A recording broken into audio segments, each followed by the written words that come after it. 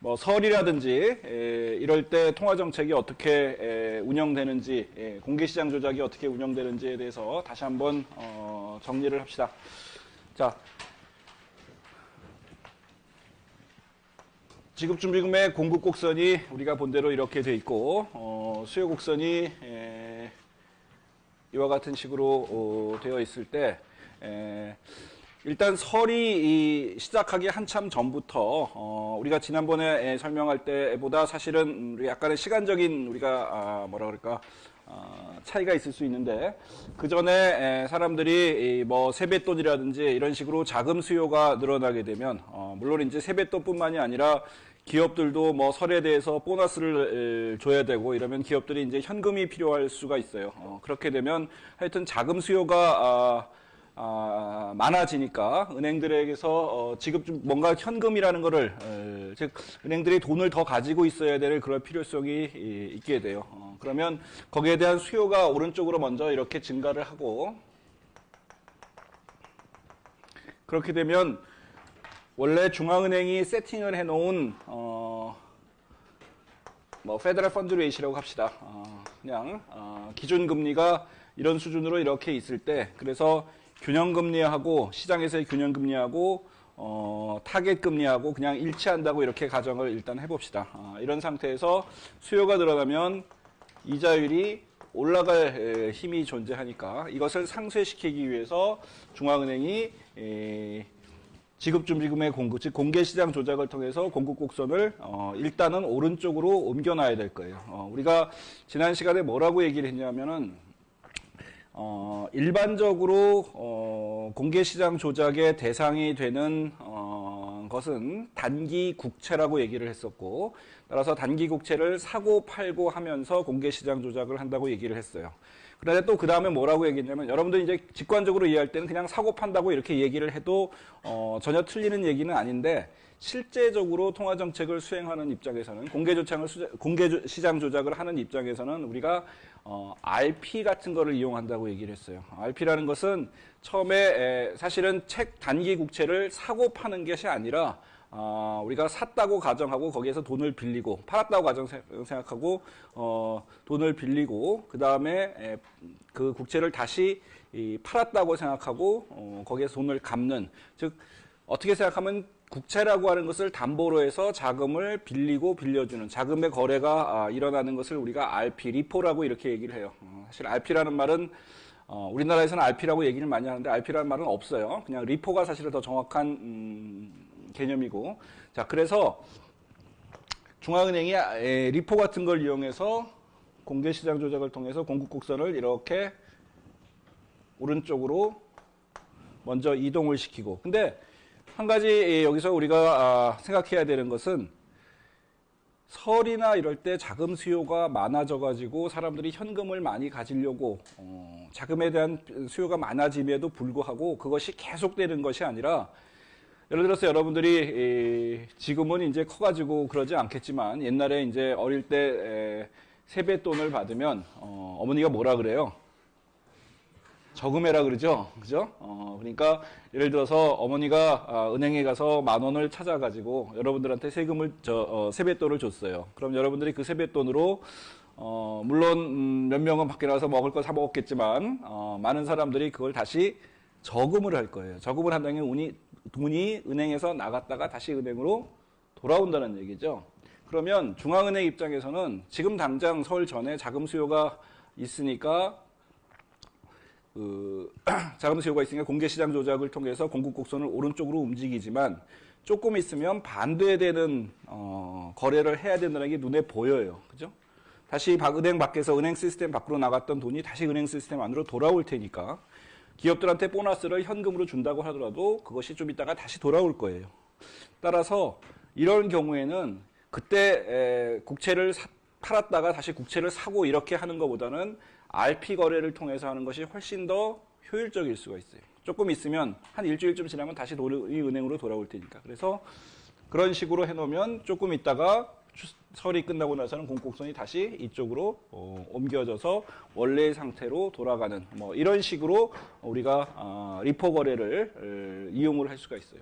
물론 이제 서울뿐만이 아니라 보통의 경우에도 지난번에 얘기했지만 디펜시브 오픈 마켓 오퍼레이션 같은 경우에는 목표되는 이런 기준금리보다 목표치보다 이것이 실제 균형금리가 조금 오르거나 조금 밑에 있더라도 이것이 뭐 오래가지 않고 계속해서 벌어지는 게 아니라 그냥 조금 있으면 다시 원상태로 돌 수 있고 뭐 이런 가능성이 있기 때문에 그럴 경우에는 리포 거래를 많이 이용을 하고 있어요. 지난번에 했던 얘기 조금 오해가 있어서 이게 갔다가 다시 돌아오는 뭐 그런 상황으로 우리가 이해를 하면 되겠어요. 자, 그 다음에 오늘 이제 두 번째 컨벤셔널 모니터리 폴리시에서 이제 디스카운트 폴리시를 봅시다. 디스카운트 랜딩에 대해서 생각을 해봅시다. 우리가 디스카운트 랜딩이라고 하는 것은 지난 시간에도 우리가 계속 얘기를 했지만 은행들이 필요할 경우에 중앙은행으로부터 돈을 빌려가는 거라고 얘기했어요. 우리가 페더럴 펀즈 레이트도 그렇고 우리나라의 콜 시장도 그렇고 대략적으로 평균적인 만기가 하루예요. 그래서 오버나이트 인터뱅크 레이트 뭐 이렇게 불렀어요. 디스카운트 랜딩도 반드시 그런 건 아니지만 많은 경우에 만기가 하루예요. 즉 은행한테 돈을 빌렸다가 사실은 다음 날 갚아야 되는 이런 식이에요. 따라서 이놈이 우리가 지난 시간에 했듯이 균형 페더럴 펀즈 레이트의 어떤 상한선을 만들어주고 균형 페더럴 펀즈 레이트이 이거보다 더 높은 수준으로 가지 않도록 해주는 그런 역할을 한다고 얘기를 했어요. 자, 여기에 보면은 이 디스카운트 랜딩에 세 가지 타입이 있어서 프라이머리 크레딧, 세컨더리 크레딧, 시즈널 크레딧 뭐 이렇게 돼 있는데 이건 미국 얘기고 사실은 우리나라는 뭐 꼭 이렇지는 않아요. 우리나라는 은행이라는 게 사실 뭐 그렇게 많지를 않기 때문에 미국에는 우리 지난 시간 한번 이런 얘기를 한 것 같은데 굉장히 많은 은행들이 있고 그 중에는 굉장히 중심, 뭐 시티뱅크라든지 체이스라든지 이런 큰 은행도 있지만 지방에 되게 조그만 은행들도 많이 있어서 거기에 따라서 좀 차별을 해가지고 이자율을 주는, 이자율을 결정하는 이런 식의 시스템이 있는데 우리나라는 그렇지는 않고 그냥 디스카운트 랜딩이라는 게 그냥 하나가 존재하는 여기 스탠딩 랜딩 퍼실리티라고 되어 있는데 이걸 우리나라 말로 번역을 하면 대기성 여신제도 뭐 이렇게 부를 수가 있을 거예요. 다시 말하면 중앙은행이 여기 앉아가지고 은행들이 필요하면 나한테 와라. 균형 페더럴 펀즈 레이트, 균형 시장 금리가 어느 정도 이상 올라가면 내가 거기서부터 무한대로 돈을 빌려줄게 하고 그냥 뒤에 서 있다는 의미에서 대기성 여신제도라고 이렇게 부르고 있어요. 우리 그런 얘기고 과거에는 이런 것을 조금 통화정책의 실제 어떤 통화정책을 수행하는 수단으로서 이것들을 좀 이용한 적이 있었어요. 근데 최근에는 사실상 디스카운트 랜딩을 이용해 우리가 이론적으로 보면 급할 경우에는 은행들이 돈을 빌려갔을 때 그것이 보는 통화에 영향을 줘서 통화량에 영향을 미치고 이런 거를 봤지만 실제로는 은행들이 그렇게 빌려가는 돈이 많지가 않기 때문에 은행 간 시장에서 다른 은행이나 뭐 이를테면 우리나라 같으면 콜 시장이나 미국 같으면 페더럴 펀드 마켓에서 돈을 빌려가지 중앙은행에 가서 돈을 빌려가는 경우는 그렇게 많지 않기 때문에 그리고 더더군다나 중앙은행이 할 수 있는 것은 이자율만을 결정하는 것이지 은행들이 얼마나 많이 빌려갈지를 중앙은행이 예단하기는 어렵기 때문에 실제로 이것 자체가 통화량을 조절한다든지 뭐 이런 식의 어떤 수단으로서 별로 활용이 많이 되고 있지는 않아요. 그러면 이게 왜 필요하냐? 아까 얘기했듯이 균형 시장 금리의 상한선을 제공해 준다는 것 말고도 사실은 이것이 중요한 이유는 여기 나와 있는 것처럼 최종 대부자의 기능, 영어로 Lender of Last Resort라고 하는 최종 대부자의 기능으로서 기능을 수행하는데 이것이 더 중요한 의미를 가질 수가 있어요. 즉 은행들이 필요한 경우에 중앙은행한테 돈을 빌려가는 아무도 빌려주지 않을 때 다른 누구도 은행들한테 돈을 빌려주지 않을 때 최종 대부자로서 중앙은행이 돈을 빌려준다. 특히 이런 경우는 언제 발생하느냐면 평소에는 발생하지 않겠지만 뭔가 은행 시스템에 문제가 생겼을 때 또는 금융위기가 왔을 때는 은행들이 다른 데서 돈을 빌릴 수가 없고 결국 중앙은행한테 의존해야 되는 경우가 발생을 할 수 있어요. 그래서 그런 경우에 최후에 가장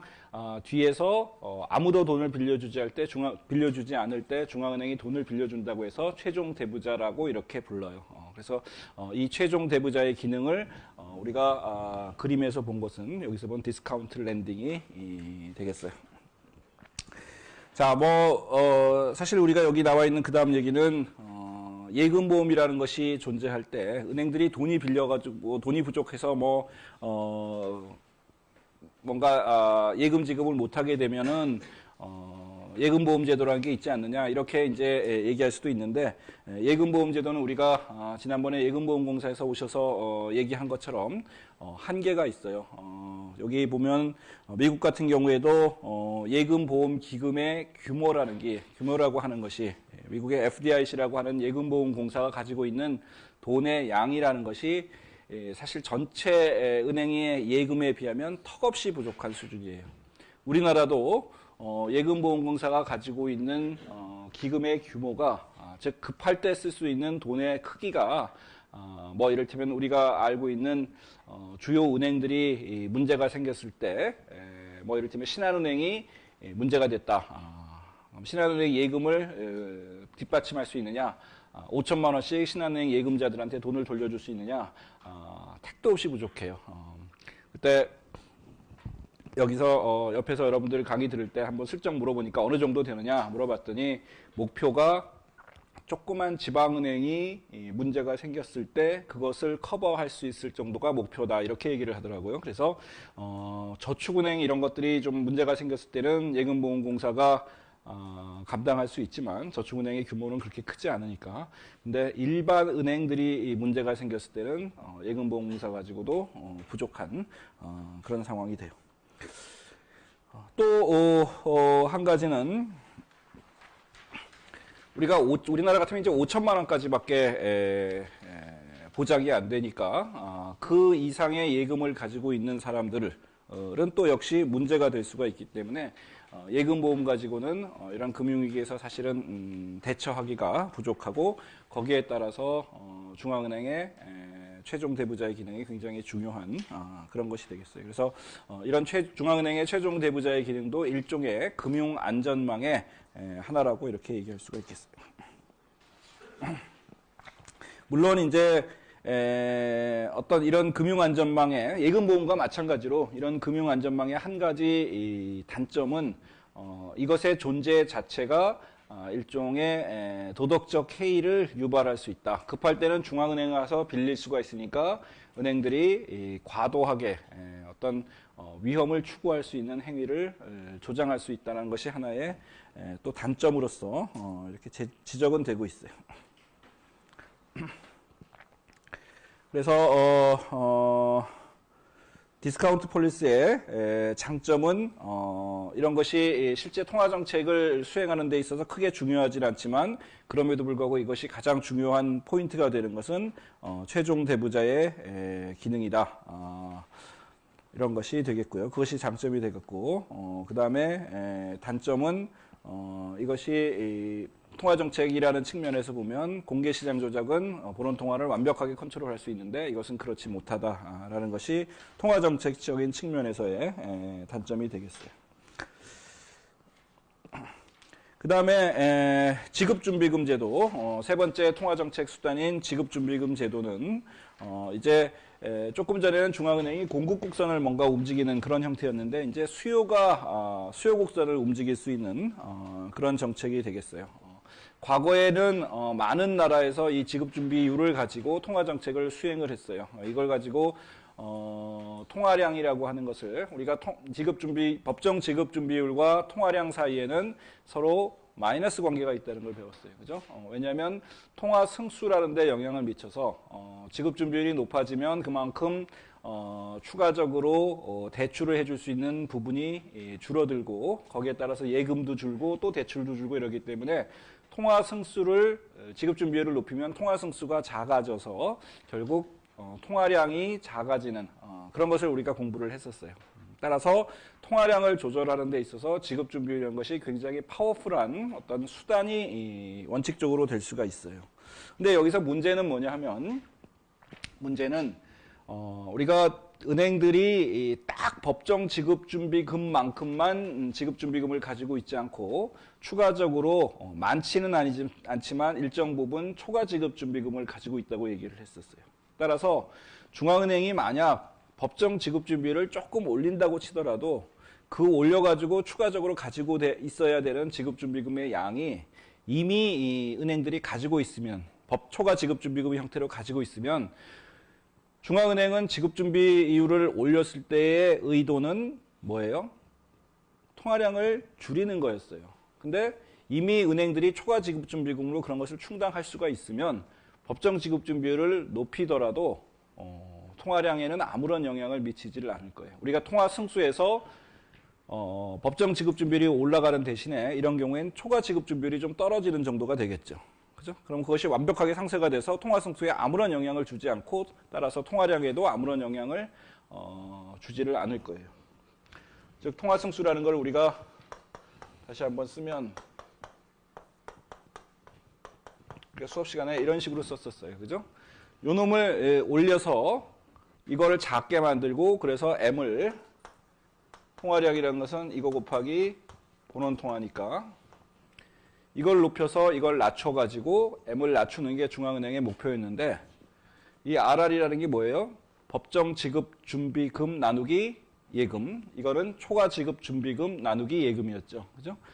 법정 지급 준비율을 높여가지고 꼭 가지고 있어야 되는 법정 지급금의 수준을 높인다고 하더라도 그것을 초과 지급 준비금은 그냥 충당을 하고 나면 결국 이것이 올라가는 대신에 이게 조금 떨어져가지고 변화가 없을 수가 있어요. 그죠? 따라서 그런 경우에는 본원 통화 승수에 영향을 주지 않고 통화량에도 영향을 미치지 못하는 경우가 존재를 할 거예요. 또 이것이 이 초과 지급 준비금이 거의 가지고 있지 않다. 그래서 이놈을 높여가지고 실제로 이것을 낮추고 따라서 통화량을 줄일 수 있다고 하더라도 문제는 뭐냐 하면, 갑자기 오늘 중앙은행이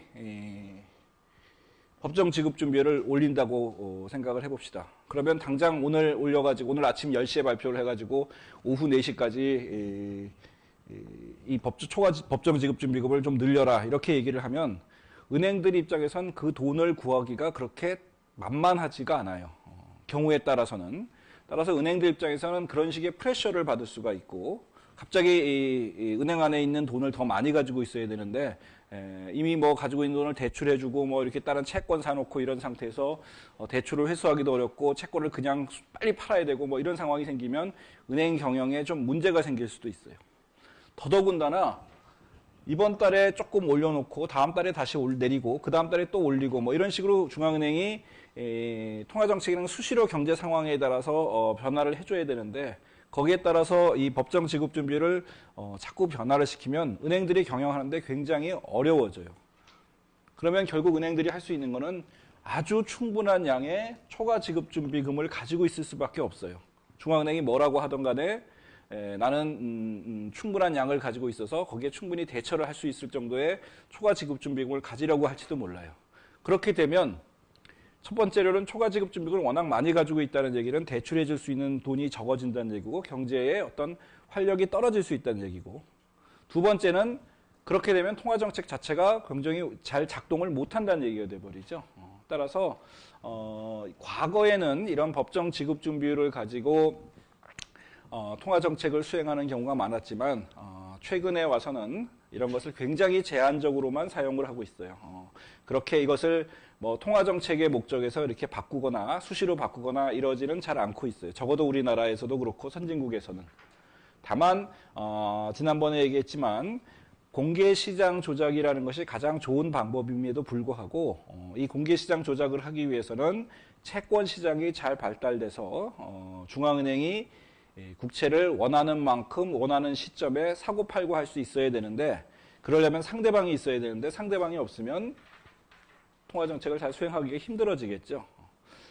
또 중앙은행이 국제시장이 잘 발달되어 있지 않으면 중앙은행이 너무 큰 어떤 플레이어가 돼가지고 중앙은행이 마음대로 중앙은행에 의해서 국채 시장이란 것 자체가 교란이 되면 다른 상대방은 별로 없고 중앙은행만 너무 크게 존재를 하면 이 시장 자체가 또 왜곡이 될 수가 있어요. 그래서 국채 시장이 발달돼 있어야 되고 굉장히 커야 돼요. 커야지 중앙은행이 공개시장 조작을 통해서 통화정책을 수행하는데 시장의 큰 왜곡을, 금융시장의 왜곡을 끼치지 않고 통화정책을 수행할 수가 있게 되겠어요. 자, 그 다음에 이런 법정지급준비율, 지난번에도 잠깐 얘기했지만 법정지급준비금이라는 이런 제도가 아직도 많은 나라에서 사용이 되고 있지만 어떤 나라에서는 이것이 은행 경영에 과도하게 부담을 줄 수 있다. 또 일종의 이것이 세금처럼 작동을 해서, 왜냐하면 이자를 주지 않으면 은행들의 입장에서는 그냥 부담이니까 그래서 이 법정지급준비금 제도를 폐지한 나라들이 있어요.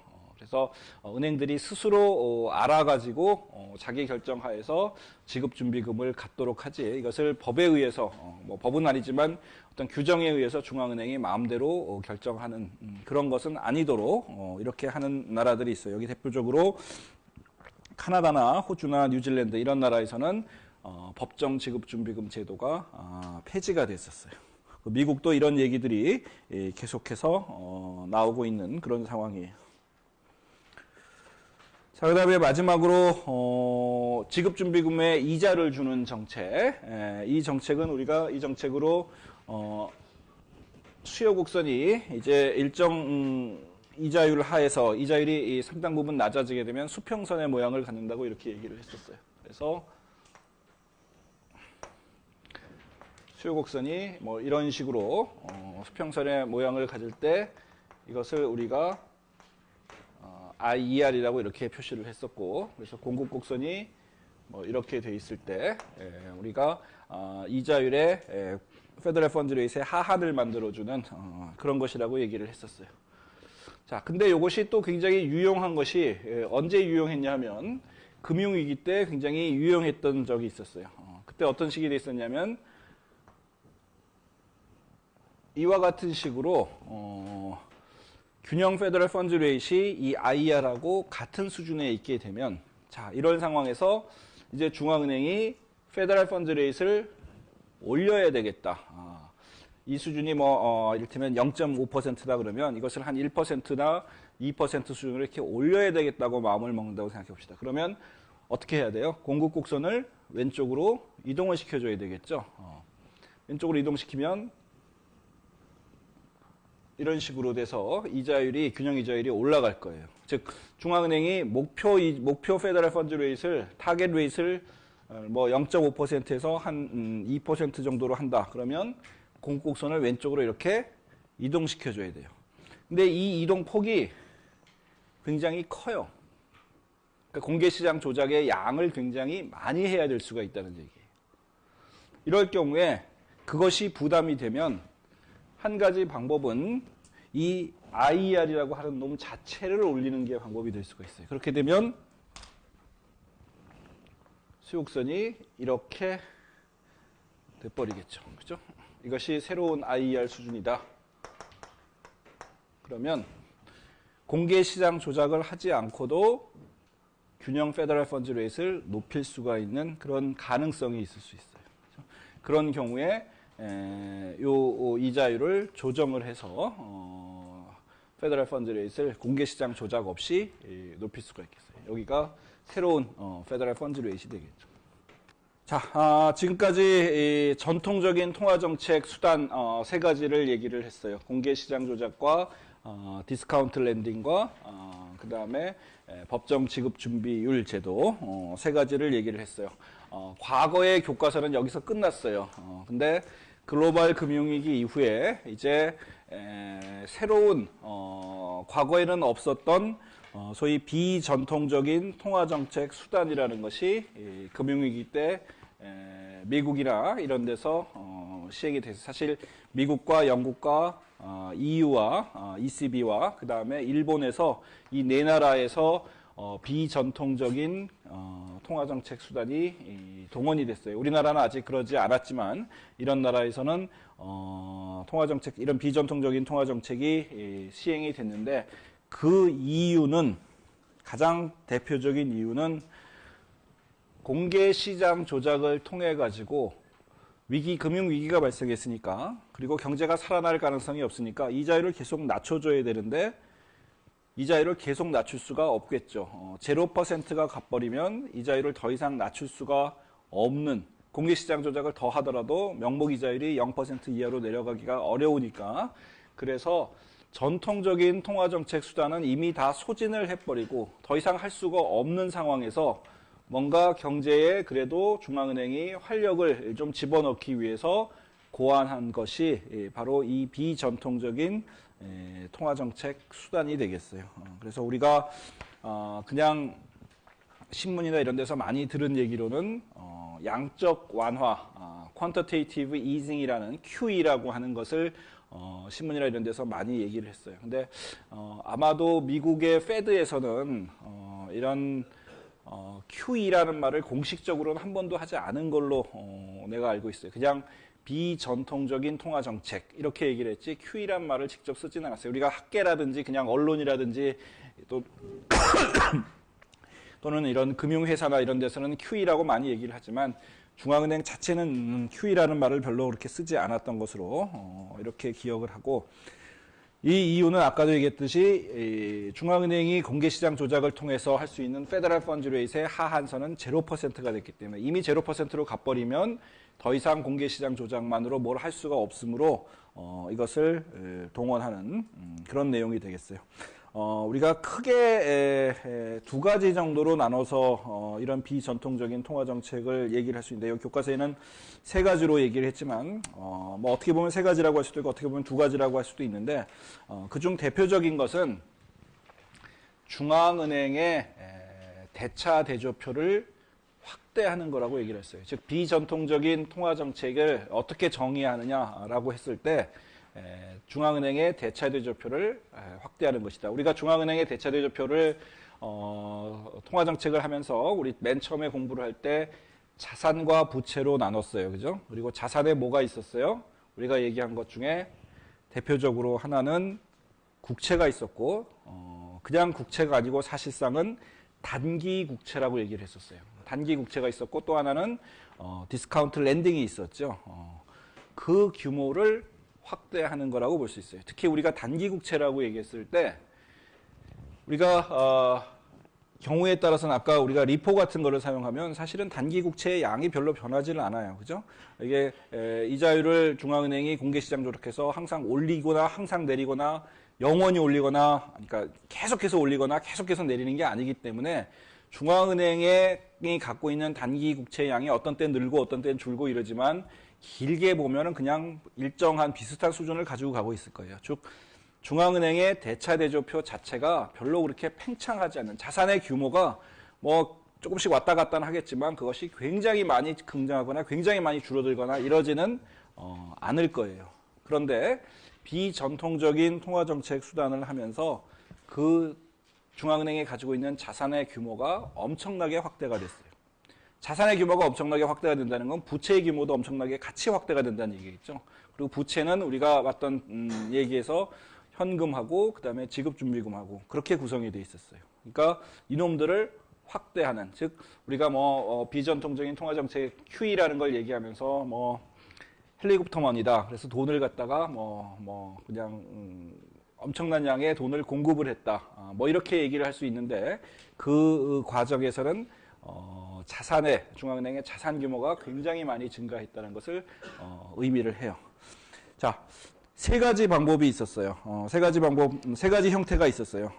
근데 그 중에서 여기 리퀴디티 프로비전, 유동성을 공급하고, 그 다음에 자산을 매입하고, 에셋 펄체이스, 이 두 가지는 중앙은행의 대차대조표를 굉장히 키우는 그런 내용이고, 세 번째로 Commitment to Future Policy Action이라고 하는 것은 미래의 중앙은행이 결정하는 목표 이자율을 미리 어느 정도 얘기를 해주는, 약속을 하는 그런 내용이라고 볼 수 있어요. 조금 자세한 거 뒤에서 보도록 합시다.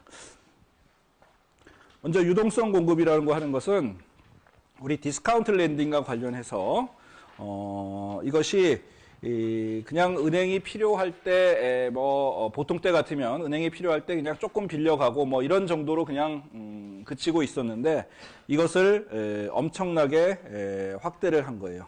그래서 확대를 할 때 뭐 여러 가지 형태로 확대를 할 수 있는데 그중 가장 대표적인 것이 여기 나와 있듯이 한 가지 금융위기가 됐을 때 이 디스카운트 렌딩의 문제는 자, 중앙은행이 여기 서가지고 은행들이 필요하면 빌려가라 이렇게 얘기를 하지만 실제 은행이 와서 빌려가게 되면 그 은행은 시장에서 찍힐 수가 있어요. 그죠? 얘는 굉장히 문제가 있는 놈이기 때문에 중앙은행한테 가서 다른 데 못 빌리니까 중앙은행한테 가서 돈을 빌렸더라. 그 소문이 이런 금융기관들한테 나게 되면 그 은행은 문제가 있구나 이렇게 사람 생각을 할 것이고 따라서 그 은행하고 별로 거래를 하려고 하지 않을 거예요. 그렇게 되면 그 은행 자체가 더 문제가 심각해질 수가 있기 때문에 실제로 보통 때 같으면 그 전에는 그냥 중앙은행한테 가서 빌리고 싶은 사람 빌렸는데 그렇게 하는 문제를 좀 막기 위해서 경매를 했어요. 그래서 경매를 해가지고 그 경매에서 가장 좋은 경매를 한다는 건 은행들끼리 서로 경쟁을 한다는 얘기니까 그 경쟁에서 뭔가 잘 되는 놈이 이긴 놈이 중앙한테 돈을 빌려간다. 뭐 이런 식의 개념을 써가지고 일부러 좀 뭔가 불확실성을 만들어서 이 은행이 빌려간 은행이 문제가 있는 은행이 아니다. 뭐 이런 식의 시그널을 시장에 주는 그런 것이었다고 볼 수 있겠어요. 자, 두 번째 더 중요한 것은 이제 중앙은행이 시중에 있는 금융자산을 매입하는 거예요. 우리가 오픈마켓 오퍼레이션에서는 공개시장 조정에서는 단기 국채만을 중앙은행이 샀었어요. 그죠? 근데 여기서 말하는 비전통적인 통화정책에서는 단기 국채가 아니라 다른 형태의 채권들도 중앙은행이 사는 그런 것이 되겠어요. 특히 대표적인 것이 우리 금융위기 때 글로벌 금융위기 때 설명한 페니메이와 프레디맥이라고 하는 우리나라로 말하면 주택금융공사 비슷한 MBS 모기지백드 세큐리티를 주로 발행하는 이 기관들이 문제가 됐었다고 얘기를 하는데 얘들이 발행한 MBS를 중앙은행이 사가지고 왔어요. 과거에는 중앙은행이 이것을 사지를 않았죠. 살 수도 없었고 단기 국채만을 가지고 공개시장 조작을 했었어요. 근데 중앙은행이 이제 이것을 엄청나게 사들이는 그런 상황이 됐고 또 하나는 중앙은행이 사던 국채는 전부 다 단기 국채였는데 이것을 이제 장기 국채를 사들이기 시작을 했어요. 그래서 뭐 QE1, QE2, QE3 뭐 이런 식으로 이제 부르는데 그래서 주로 MBS하고 장기 국채를 사들였어요. 장기 국채를 산 이유는 뭘까요? 우리가 공개시장 조작을 통해서 중앙은행이 페더럴 펀드 레이트의 타겟을 결정하고 그것을 맞추기 위해서 공개시장 조작을 수행을 해서 단기 이자율을 중앙은행이 영향을 미치는 거예요. 우리가 페더럴 펀드의 그 만기는 하루라고 얘기를 했어요. 그죠? 우리나라 콜 시장도 다 하루예요. 만기가. 그러니까 굉장히 만기가 짧은 채권이라고 볼 수가 있어요. 그런데 이 하루짜리 이자율을 중앙은행이 조정을 해가지고 이걸 왔다 갔다 하게 조정을 해가지고 결국 중앙은행이 목표로 하는 것은 실물 경제예요. 그죠? 인플레이션이건 또는 경기 변동이건 실물 경제예요. 실물 경제에 영향을 미치는 이자율은 어떤 이자율이에요? 우리가 거시 시간에 배운 바에 의하면 장기 이자율이에요. 그죠? 기업이 투자를 한다. 그러면 기업의 투자 기간은 굉장히 길어요. 하루짜리로 돈을 빌려가지고 다음날 돈을 갚아야 되면 기업들은 투자를 할 수가 없겠죠. 그 돈 가지고. 그죠? 기계 사고 공장 짓고 해야 되는데 그래서 거기서 나온 생산물 가지고 뭐 팔아가지고 이윤 내서 그거 가지고 갚고 뭐 이렇게 해야 되는데 하루짜리로 그렇게 할 수는 없어요. 그래서 설비 투자나 이런 것을 할 때 그 채권을 발행하고 돈을 빌리는 것은 전부 다 장기로 빌리고 해야 돼요. 근데 중앙은행이 통화정책을 해서 조절하는 것은 단기 이자율이에요. 그럼 장기 이자율과 단기 이자율의 관계는 뭐예요? 우리가 배운 이자율의 기간 구조예요. 텀 스트럭처예요. 그죠? 그러니까 중앙은행 입장에서는 단기 이자율을 조작을 해서 변화를 시켜서 결국 의도하는 바는 장기 이자율을 변화시키는 거예요. 단기 이자율을 내린다는 것은 장기 이자율을 내리기 위해서 단기 이자율을 내리는 거예요. 근데 단기 이자율을 0%까지 가져갔는데 장기 이자율은 아직도 0%가 아니고 그보다 높은 수준에 있어요. 그래서 장기 이자율을 더 내리고 싶어요. 더 내리고 싶은데 단기 이자율 조정해갖고는 더 이상 안 되니까 직접적으로 장기 채권 시장에 들어가서 장기 채권을 사들이기 시작한 거예요. 장기 채권을 사들이기 시작하면서 장기 이자율을 더 낮추려고 하는 그런 상황을 여기에 나온 QE2라고 이렇게 얘기를 할 수가 있어요. 그리고 이런 것을 또 어떤 의미에서 뭐라고 얘기를 하냐면 오퍼레이팅 트위스트라는 말을 쓰기도 해요. 우리 교과서에는 그런 말은 안 나오는데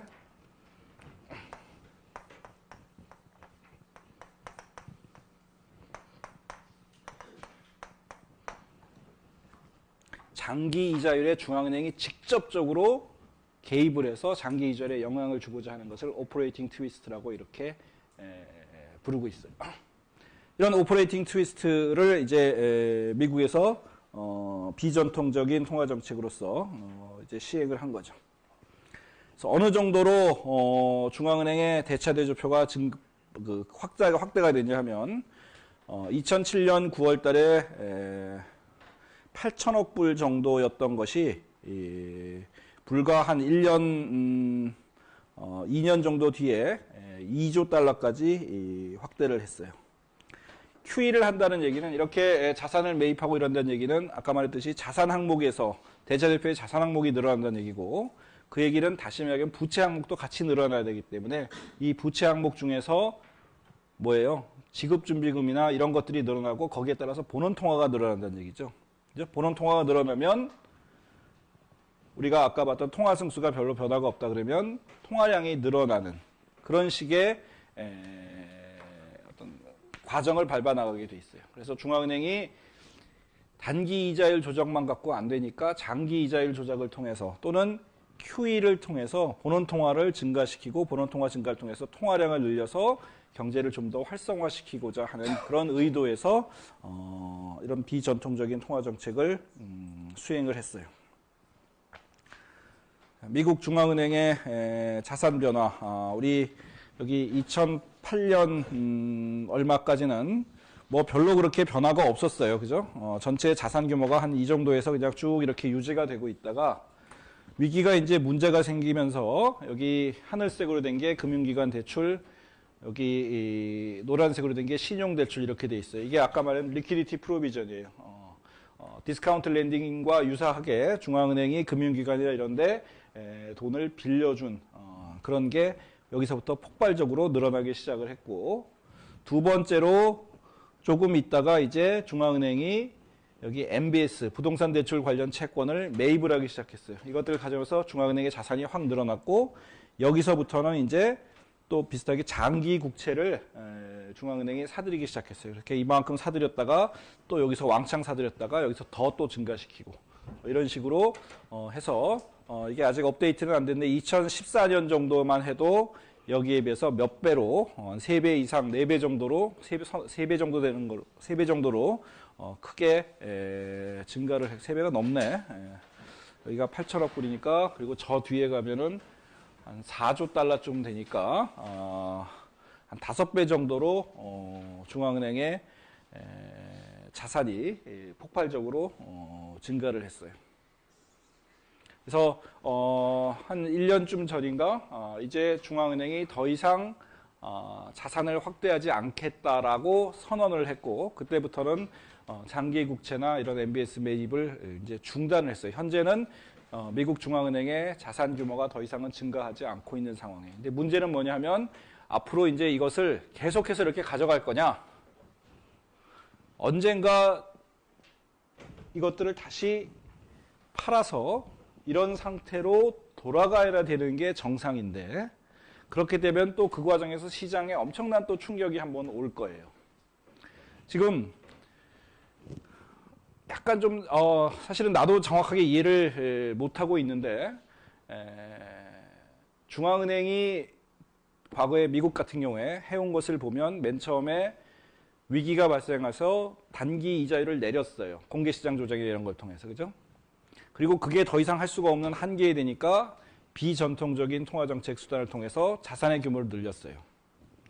그러면 이제 위기에서부터 어느 정도 벗어나면 이제 정상으로 돌아가야 되는데, 과거로 돌아가야 되는데, 그러려 그러면 먼저 순서로 따지면 이거를 먼저 줄이고 그 다음에 요새 얘기가 되고 있는 미국의 금리 인상을 하는 것이 순서상으로는 맞을 것 같은데, 근데 지금 미국에서는 어떤 거냐면 이거는 지금 그냥 이 상태로 늘어가지는 않지만 유지를 하고, 그 대신에 미국에서 지금 이제 금리 인상, 뭐 이번 달이든지 뭐 내년이든지 금리 인상 얘기를 하고 있어요. 금리 인상 얘기를 한다는 얘기는 지금 거의 0%가 있는 페더럴 펀드 레이트의 타겟을 올린다는 얘기예요. 미국 경제가 요새 조금 좋아지고 있으니까 뭐 앞으로 이제 인플레이션이나 이런 압력들이 생길 수도 있고 이러기 때문에 금리를 인상해서 경제를 조금 안정화시키자는 게 지금 미국 페드의 생각이에요. 근데 저거를 먼저 하지 않고 금리를 먼저 올리려고 지금 하고 있는 거죠. 그러면은 이거는 어떻게 되는가? 계속 이렇게 가져갈 거냐? 그것도 좀 이상하고 언젠간 이것을 좀 축소를 해야 될 것 같은데 그게 또 언제냐? 이런 것들이 사실은 앞으로 어떤 세계 경제에 있어서 미국 중앙은행이 하는 어떤 이런 정책이나 이런 것이 워낙 세계 경제에 영향을 많이 미치기 때문에 앞으로 이런 것이 어떻게 될 거냐 하는 것이 사실은 하나의 중요한 어떤 컨선이 될 수 있는, 세계 경제의 하나의 컨선이 될 수 있는 그런 내용이라고 볼 수 있겠어요.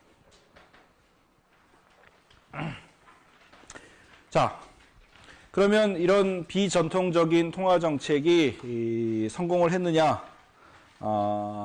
사람에 따라서, 보는 관점에 따라서 좀 평가가 다르게 나타나고 있어요. 뭐 미국 페드는 당연히 자기가 했으니까, 미국 중앙은행은 이런 것이 그래도 어느 정도 성과를 보여서 미국 경제가 그나마 이렇게 잘 회복이 됐다라고 얘기하는 사람도 있고, 또 어떤 경우에는 이것이 별로 그렇게 효과적이지 않았다라고 주장하는 사람도 있고, 아마 시간이 더 흘러야지 좀 더 정확한 평가가 내려질 수 있겠지만, 이것이 별로 효과적이지 않았다라고 생각하는 사람들의 주장의 하나는, 자, 지금 미국 중앙은행이 비전통적인 통화정책 수단을 해가지고 결국 자산 매입이나 이런 걸 통해서 지급준비금이라고 하는 것을 높이는 데까지는 성공을 했어요. 그죠? 그럼 지급준비금이 높아지면 그럼 어떻게 돼요? 이것이 통화량에 영향을 미치고 그 다음에 실물 경제에 영향을 미치고 뭐 이렇게 돼야 되는 것인데, 문제는 이 지급준비금이 높아지면 이 돈을 가지고 우리가 어떻게 돼야 돼요? 은행들이 대출을 늘리고, 대출이 늘어나서 뭐 설비 투자도 늘어나고, 그래서 경제가 활성화돼야 되는 거죠.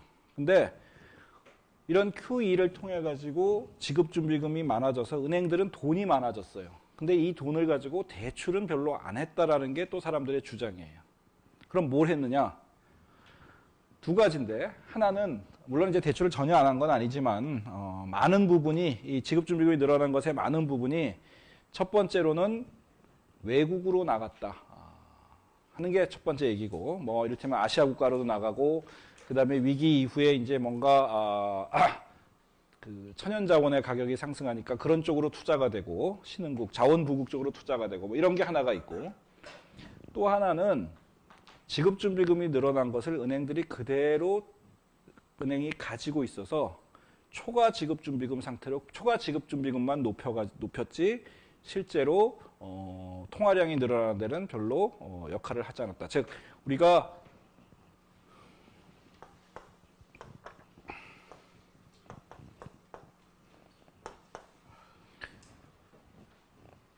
비전통적인 통화정책으로 이놈이 증가를 했는데, 증가한 만큼 그대로 은행들이 초과 지급준비금으로 그냥 가지고 있으면 이놈이 떨어져 버리겠죠. 그렇죠? 그러면 여기에 별로 영향을 미치지 않았을 수도 있어요. 그렇죠? 그래서 상당 부분을, 전부는 물론 아니지만 초과 지급준비금을 은행들이 특히 위기가 한참일 때는 굉장히 많이 가지고 있었어요. 왜 이렇게 은행들이 초과 지급준비금을 많이 가지고 있었을까? 첫 번째는 소위 말해서 카운터파티 리스크라고 하는 것 때문에, 즉 돈을 빌려줬다가 이렇게 불확실한 시대에는 돈 빌려줬다가 못 갚으면 나만 손해이기 때문에 가급적 돈 빌려주는 것을 굉장히 은행들이 꺼려했던 게 하나가 있을 것이고, 두 번째는 이런 위기 상황에서는 급할 때 내가 진짜 자금이 필요하기 때문에 은행들이 소위 말해서 돈을 그냥 예를 들어서 비상시에 대한 어떤 보험 내진 저축의 성격으로 은행들이 이자를 별로 못 받음에도 불구하고 그냥 가지고 있는 리퀴디티 호딩이라고 하는 그런 현상이 발생을 해서, 중앙은행은 막 돈을 은행들한테 그냥 공급을 많이 하지만 은행들은 그것을 가지고 다시 기업이나 뭐 이런 데 대출해 주는 게 아니라 은행 안에 그냥 가지고 있는 뭐 이런 상황들이 부분적으로 초래가 됐었어요. 뭐 미국만 그런 것이 아니라 유럽이나 이런 데서도